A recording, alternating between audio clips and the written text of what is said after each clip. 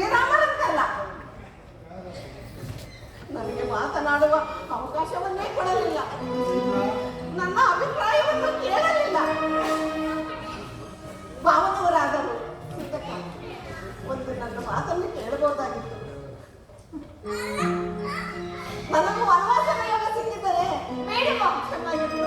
ಬೇಡ ಊರ್ಮಿಳ, ಆ ವನವಾಸದ ವಿಚಾರವೇನಿದ್ದರೂ ನನ್ನ ಒಬ್ಬರಿಗೆ ಸಾಕು, ನನ್ನ ಒಬ್ಬರಿಗೆ ಸಾಕು. ಆಗ ರಾಮಾಯಣವೇ ಆಗುತ್ತಿರಲಿಲ್ಲ, ರಾಮಾನುಜರ ಪುರಾಣವೇ ಆಗಿಬಿಡುತ್ತಿತ್ತು. ಇನ್ನಲ್ಲಿ ಯಾರಾದರೂ ಹಚ್ಚಿಕೊಂಡು ಹೋಗಿದ್ದರೆ ಆಗ ರಾಮನು ದಕ್ಷಿಣಕ್ಕೆ, ಲಕ್ಷ್ಮಣನು ಉತ್ತರಕ್ಕೆ.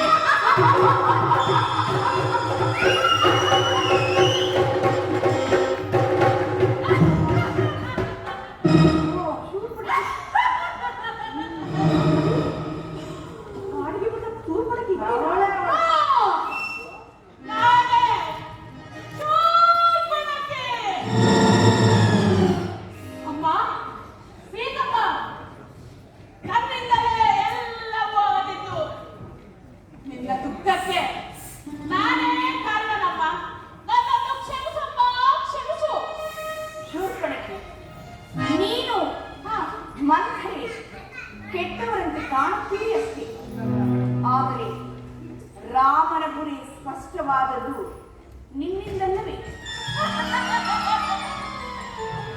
ಕೃಪದವ ಕೇಳಿಯ ಸೀತಮ್ಮನ ಮಾತು. ನಾನು ರಾಮನಿಗೆ ಗುರಿ ತೋರಿದವಳಂತೆ.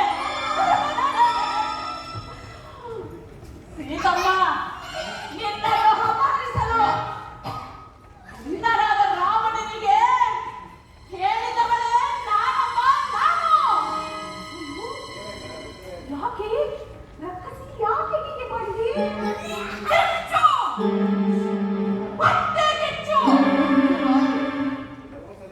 ಅಜಾನುಬಾಹು ರಾಮ, ಆಜಾನುಬಾಹು, ಅಜಾನುಬಾಹು ರಾಮ, ಆಜಾನುಬಾಹು.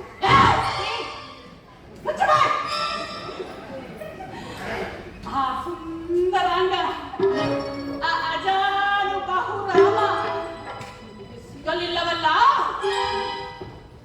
ಕಾರಣ ಶಿವನೇ. ಅದಕ್ಕೆ ಹಾಗೆ ಮಾಡಿದೆ.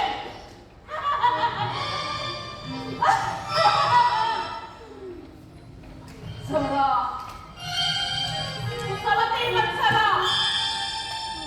ನನ್ನ ಪ್ರೇಮ ನಿವೇದನೆ.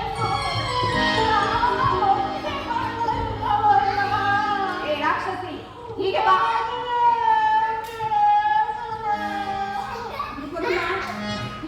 ಏನು ಮಾಡಿದಳು ಗೊತ್ತೇ? ಏನು ಮಾಡಿದಳು ಸೀತಾ? ಮೊದಲು ರಾಮನನ್ನು ನೋಡಿದಳು. ಓ ಪ್ರಿಯಾ, ಓ ಪ್ರಿಯಾ,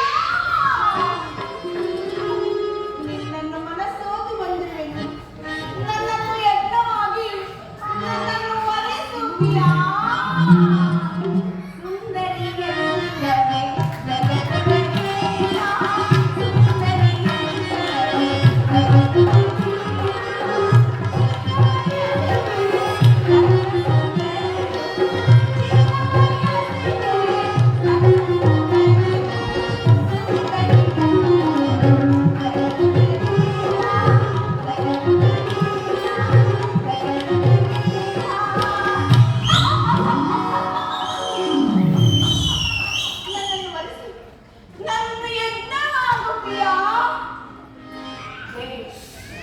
ನೀಚ ಹೆಣ್ಣೆ, ದೂರ ನಿಂತು ಮಾತನಾಡಿ